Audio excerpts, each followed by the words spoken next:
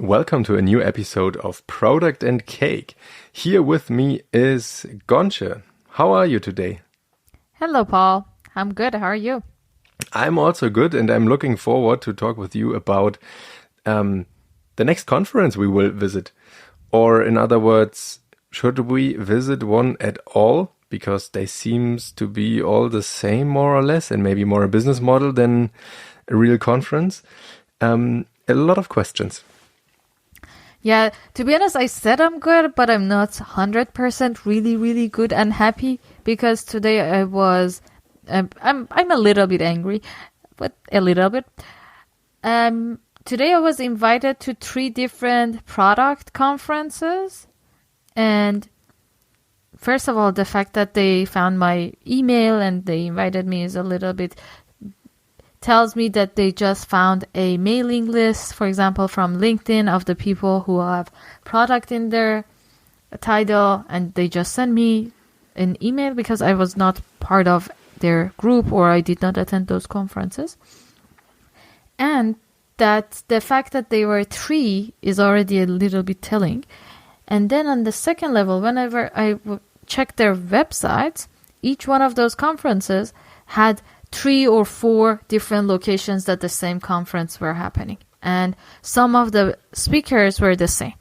And I mean, I understand that it has different locations and some other speakers might be different. But for the most part, if we are in an online world living at the moment, if there is the possibility to record a session, it makes sense to record a session instead of flying out again those 10-20 people to another location for sharing the exact same talk.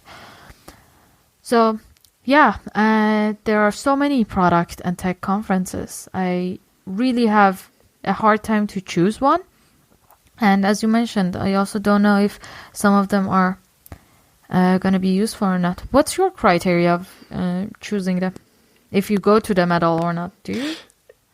Yeah, I was used to. Or first of all, I have one question. So they send you an email and asking and providing a free ticket, or do they ask for several hundreds euros?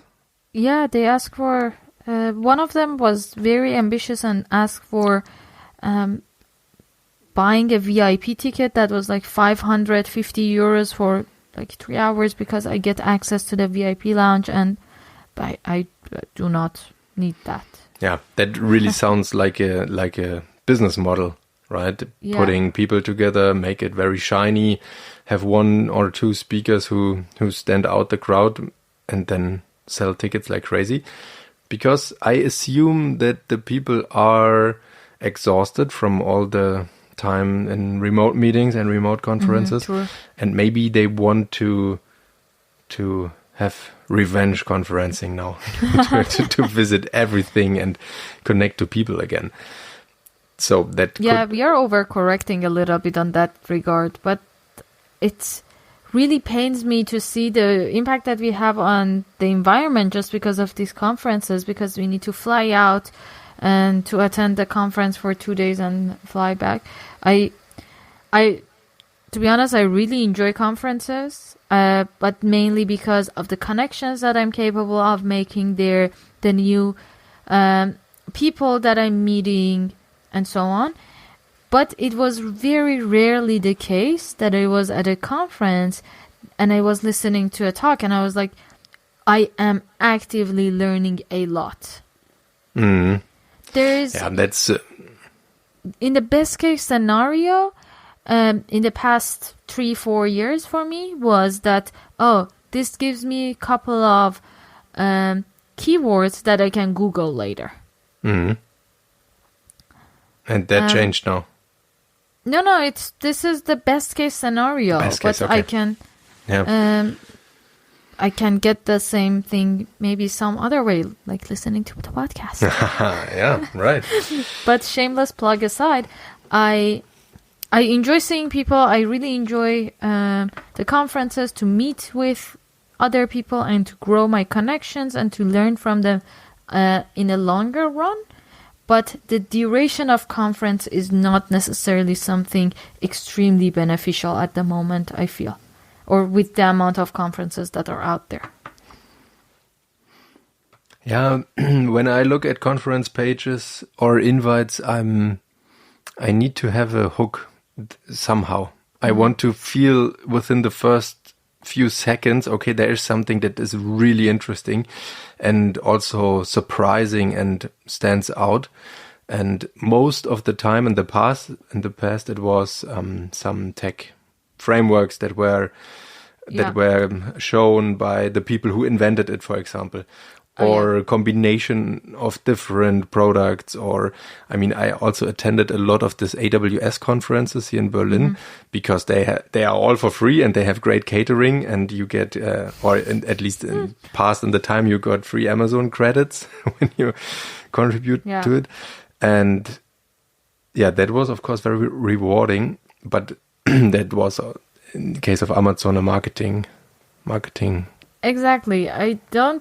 So I would divide it as I'm a product manager, as I would treat everything. What would be the goal of me doing that?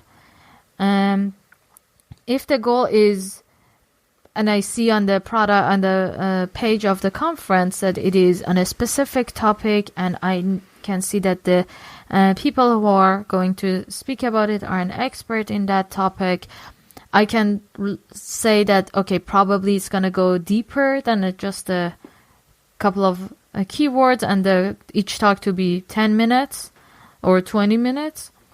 But it is something that each talk is going to be 1 hour. We will actually get into the topic and we learn. Besides that, paying 200, 300 euros or something, for me personally, at least on a personal budget, might not necessarily be the best. But again, depends on the goal. Sometimes the goal of the conference is, again, making some connections in the industry. So there have been a lot of trade shows that I've attended because there were other competitors there that we wanted to meet, but we couldn't meet in real life, but we were able to set meetings at the trade show, and we were able to build a very nice partnership afterwards. I made great experiences with choosing conferences who are not directly connected to your day-to-day work topics. So I attended a sustainability conference that were barely connected to tech. And that was super enlightening because I felt that again, that I listened to a talk and it was completely new. I never heard about anything. That's a very good point. And then the interesting stuff of it is you can still take the ideas, the concepts, the kind of presentation or the connections behind and adopt it to your day-to-day life. So you really get new insights and new perspectives, what I really like. But of course... Oh, that's a great point. And I think this intersectionality is exactly what we need right now. Instead of repeating the same thing in different conferences in different shapes, expanding our horizon, and instead of going to a tech specific or product specific one to a different one would be really nice. Also, I'm bashing conferences a little bit right now, but they were my main source of not only connection, because I mentioned that 100 times, but the main source of learning or getting keywords to then do more research on and learn further. If in the beginning of my career, when I started to be a product manager, I was going to a lot of these conferences because I could get the chance of getting the card or the email address of someone who worked at Spotify, for example, for 5 years. And for me, with like 2 months being into product, it was amazing to be able to just ask questions of that person and learn, or just hear the talk and see what are the things they mention and just Google it later as well. So I was learning a lot. I take that now as a career advice, especially if you are early in your product manager or a tech manager or a contributor, whatever career. If you are early in your tech career, then attend these conferences exactly for that reason. And then I would also say attend more conferences and don't check it into the last detail and try to assume upfront what you would pull out of it. Just go there, be open-hearted, and be brave enough to talk to people and ask them what they are doing. Exactly. And then you never know what the connection will bring you. Exactly. These connections that were made in the conferences a lot of them were still lasting for me, that were made 10 years ago, 15 years ago. And again, I'm bashing conferences for the first part of this podcast a lot, but I also held some conferences in my life.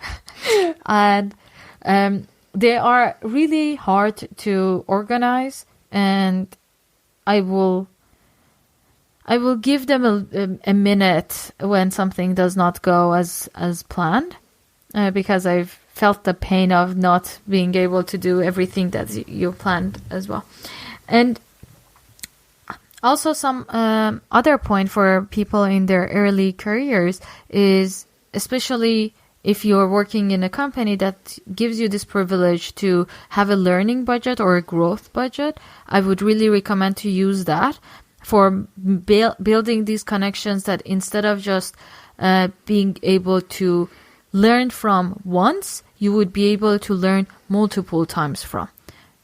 And again, it's going to go back to connections, that if you are capable of making a connection with someone who is a senior level, lead level product manager in a bigger company that you're working at, and they are presenting something at the conference, the first layer of learning would be hearing the conference. The second layer of learning would be asking questions at the conference. And then further on, the third layer, fourth layer, and so on would be sending them emails, planning to shadow them at some point, asking them for feedback, sharing your progress with them, again, ask for feedback, and at some point asking them to write you a recommendation letter or some notes on LinkedIn and so on. It will immensely boost your career. That's impressive, definitely. And one more recommendation, just go to your favorite search engine, find one conference and block it in your calendar, and then do it, because there will never be the right time. You will never feel like, oh, this week would be nice to go to a conference. This is not how it goes. And you plan it now for autumn or for summer, and then it will happen, and you go there, whatever is happening at work at the moment, because it will always feel overwhelming in that moment and not the right time. Exactly. Yeah. And also for people who are not necessarily in the beginning of their career, I would suggest to apply to be the speakers at the conferences. For multiple reasons. Again, I want to mention learning would be the first. At least this is what I do when I want to be a speaker at a conference that I like and I think is quite aligned with what I stand for, and I apply. I'm going to be very stressed about being able to talk at the conference. So I will do a lot of research on what I'm going to say. And it's just increases my knowledge. It makes me be still in the loop of the new things that are happening and so on. It kind of accelerates it, because I try to be up to date on a normal level. But this is like 2 weeks that I need to focus to create this pitch, to take it to the conference and share it with other people and be ready for questions they are going to ask me. It is already stressful for me to visit a conference with all the people, but that is, of course, the next level and also on my bucket list. So if you are running a conference for any reason, then contact me if you want to have a speaker talking about product and tech. And podcasting. And podcasting, yeah. Yeah, we will have a live podcast soon, right? Yes. Let's make self-fulfilling prophecies. Exactly. So, yeah, what started to be a very angry episode of podcast of me bashing the conferences ended up being both of us quite fond of conferences. Yeah. And planning our next one. A career advice for younger people, for early careers. I have one more question in the end. How would look a perfect conference for you?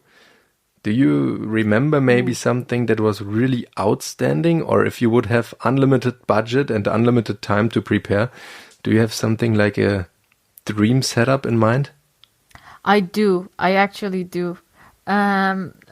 But again, we are talking about unlimited budget and also people who are like all of that.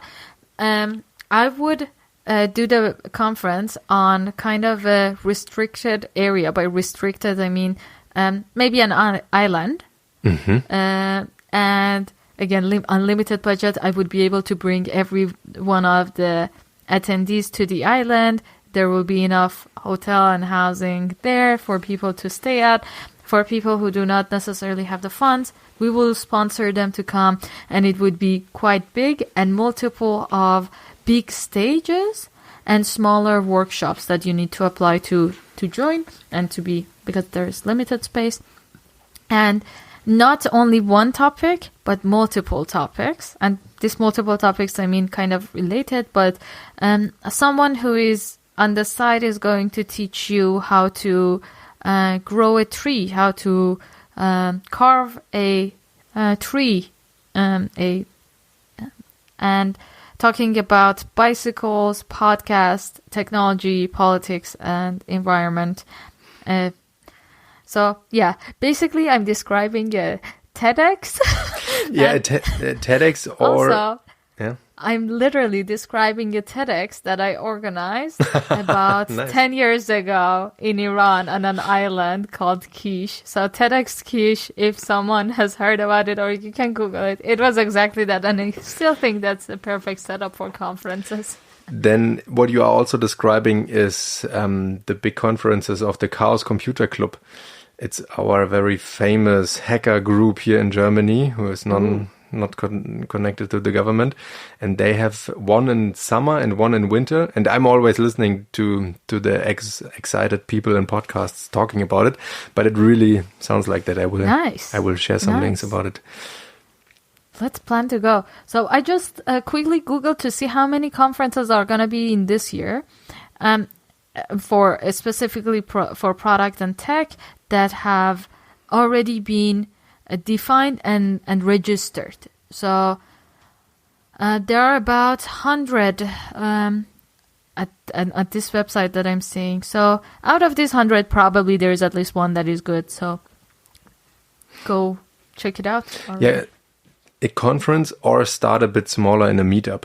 You can easily check meetup.com and see which company is opening their meeting rooms and sit together with strange people. Yeah. I joined once a meetup from Mozilla about open web stuff.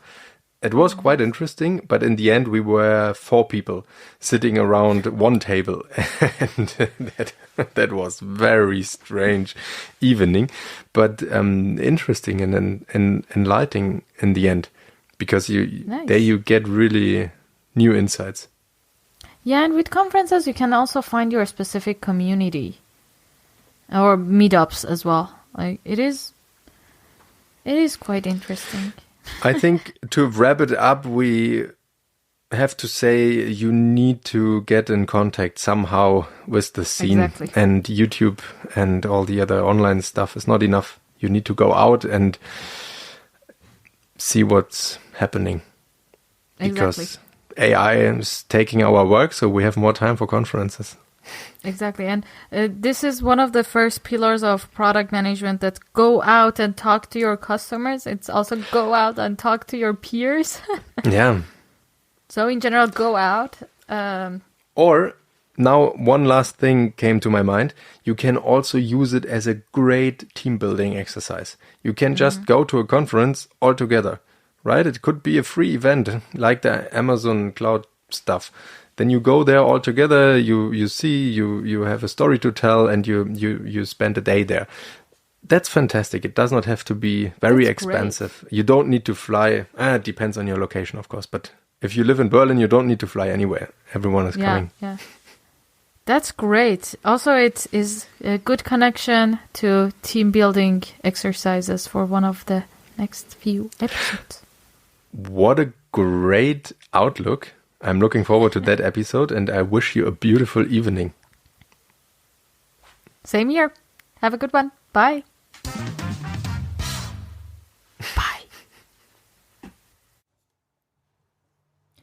right. So thank you for listening up to this point. I really appreciate it. We really appreciate it.